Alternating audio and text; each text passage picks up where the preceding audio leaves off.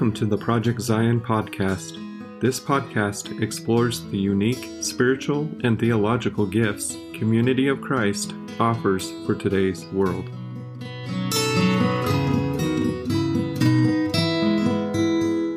Welcome to Project Zion podcast, to a new series that we're calling Coffee to Go. I'm Karin Peter, and joining me today is Blake Smith. Hi, Blake. Hi, Karin. How are you? I'm pretty good. Now, I'm not sure if all of our listeners know, but Blake is a new host and editor and director here at Project Zion podcast. And so I'm really excited that he and I are doing this new series together, because he was actually one of my first interviews that I did when I first started on Project Zion podcast. So if you want to find that, you can go into Common Grounds Pentecost, and you will find an early interview that Blake and I did together. That was a lot of fun. So the reason we are sharing today is that we are starting on with the Lenten season on Ash Wednesday, and we're going to be posting short weekly podcasts exploring the liturgical calendar, the lectionary, this whole Christian calendar cycle thing, by looking at where we are in the Jesus story and what's going on. And hopefully figuring out something to talk about that helps us look at how it's relevant for today. I mean, sometimes I look at the lectionary scriptures and I go, oh dear, but we'll come to some of those, I'm sure, as we go through this.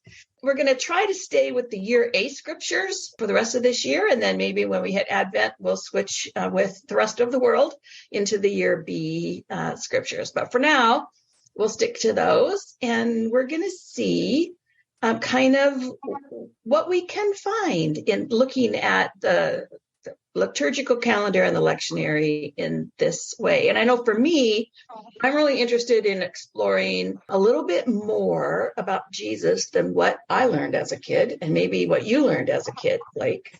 Like I learned about magic Jesus, that you could pray to Jesus and he would magically make all your dreams come true. So I think I was confusing Jesus with like Disney, but it's in there. And I also knew about nice Jesus, because I was supposed to be like Jesus, and I was supposed to be nice and be kind and be meek and all the things I'm really not naturally. So it was really hard for me, but I learned about nice Jesus. And I think as I got older, I developed this picture of what I can only call like holier than thou Jesus. Jesus who never got upset, Jesus who was never snarky, Jesus who was so holy that the whole Jesus thing is just unapproachable. So why even go there? It's like sanctified Jesus over there glows in the dark, and you just can't be in the presence of Jesus because you're not worthy. So that's how I understood Jesus. How did you understand Jesus when you were growing up? You know, some of those ways are exactly what I learned. One of the things that stuck out for me as I was thinking about this is Jesus, the white, blonde-haired, blue-eyed, slim, always perfectly clean and groomed, never in the trenches kind of Jesus, you know? It's like, and I thought, wait a minute, that doesn't sound like the Jesus that some of the scriptures talk about. And it's great being able to talk with you about this, because I'm often, when I'm going through the lectionary scripture or just preparing to preach, thinking, okay, let's talk about what Jesus might really have been thinking.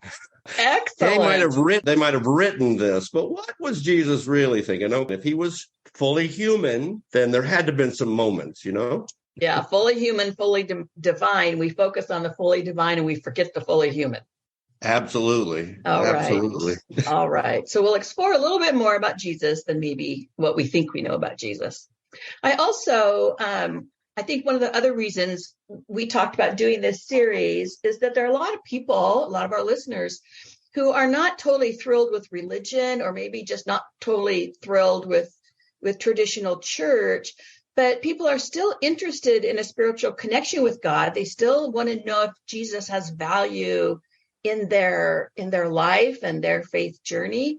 And I think looking at the bigger picture of the scripture and how we can kind of explore it through the liturgical calendar and the different seasons and holy days might be a nice framework for processing some of that journey, and might be an avenue that we can use to explore more about what's relevant to our current lives and circumstances. So what do you think about that? with I think that's really important because as I talk with people who are on the fringes of the church, they might have grown up in the church, and they're just saying, something is not connecting here. The message that we preach is not always the message that we share in our lives. And also, we talk about in the community of Christ about enduring principles and all of those things. And yet people are watching, and especially those that I was working on the outside of the church who maybe had been a part of the church, any church a long time ago, and then separated because it's like, this Jesus just doesn't make sense. It's what I'm hearing and what I'm seeing don't match. And if that's what Jesus is all about, I don't want to be any part of it. Oh, the giant H word, the hypocrisy word. Yeah. Oh, yes. Yeah. Oh, yes. Yes. And the prime message that gets out there about Christianity, sometimes I have to wonder, gosh, do I want to be connected with that as well? So to have the opportunity to look at where really are we with Jesus, and what does that mean, and how do I connect that, and how do I forgive myself or separate when I don't make it, when I don't get there, and what does Jesus think about that? Yeah. Oh, these are going to be some interesting discussions. And we meant to keep them short, but I don't know. We'll see when we start that. So a lot of our listeners who listen to the Common Ground series know that I absolutely love the liturgical calendar. It's one of my favorite things about Christian community and Christian kind of life and practice. But it is inextricably linked intentionally to the lectionary. They are two pieces that fit together to help us make sense of the Jesus story as we go through the year. And the first half of the calendar really is more about the seasons and the holy days. It's kind of like Halloween through Valentine's Day. There's just like a next holiday coming really, really quick, and all these different seasons, and you see them because you go to the grocery store and 1 minute it was Christmas and the next thing you know, it's Valentine's Day in there. And the first half of the calendar is kind of like that. It has lots of good seasons and lots of good holy days to explore. But the second half of the calendar is more like that summer period. after Valentine's, there's nothing for like the whole summer except maybe 4th of July. And after about 40, that's not as exciting anymore. And so right. There isn't much going on until the Advent or the pre-Christmas season starts again. But what's happening there in the scriptures of the lectionary is so important because that's our growing and exploring and really learning more about Jesus time. So the first half kind of tells the story of Jesus, and the second half is engaged with Jesus. And I love that rhythm of the calendar. And I love the fact that there are colors and smells and symbols and sounds that help us experience it. So what about you? What has been your kind of the biggest impact that maybe the lectionary or the liturgical calendar has made on your own discipleship? I think probably the largest impact it has, the word you used here just a minute ago, rhythm. I'm in spiritual types lingo, I'm a kingdom builder. I am through and through 70, just get it done. Let's move on. Let's not have a committee. Let's not talk about it or waste a lot of time talking about it. And let's just go. And so what the lectionary has given to me is this rhythm. And being in rhythm with my brothers and sisters across all types of traditions in the larger Christian umbrella. And I didn't even realize that was an issue until, gosh, I was in my 20s or 30s, and because I grew up in a part of the church where we didn't talk a lot about religion with other people. I grew up in the South, and our church was taboo, and all of my friends were Southern Baptist, and we didn't talk about those things. And so when I got into my 20s and 30s and was mature enough to have conversations about that, and about the scriptures, the Bible story, and the gospel stories, I began to understand. I still wasn't really into the lectionary, but that growth period since then of being in a rhythm with our brothers and sisters and the larger Christian community is really helpful for me.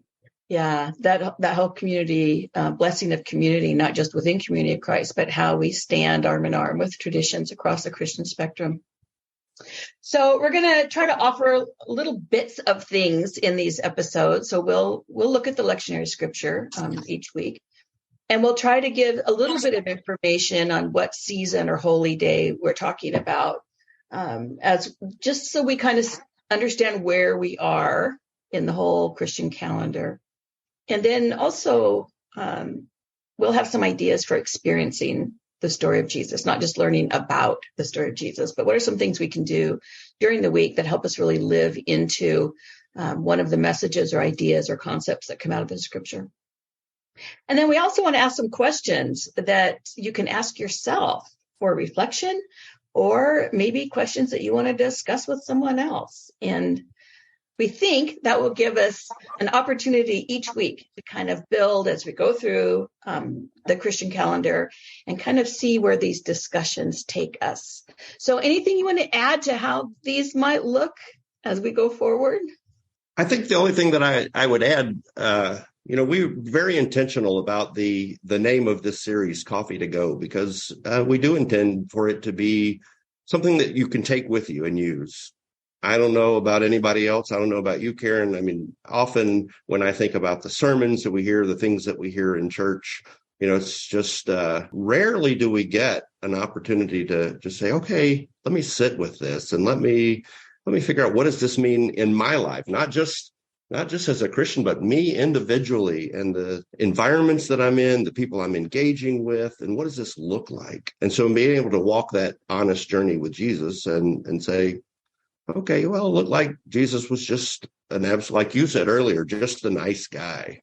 He was on a journey with us, and his disciples didn't get it. So I'm comforted in knowing that in this podcast, we're going to allow questions, because I have got questions. You and me both. This will be really, really good going through. I don't know if this was a good idea to put 270 in charge of doing this, because it's get a little wild as we go through. But we do look forward to listeners, to you joining us each week, or maybe inviting someone else to join you too in listening to Coffee to Go as we walk with Jesus through the liturgical year. I'm Karin Peter, here with my friend Blake Smith. There we go. And I hope that you're excited. Our listeners are excited as I am, because this is going to be fun. It will be fun, and we welcome all of you on the journey with us.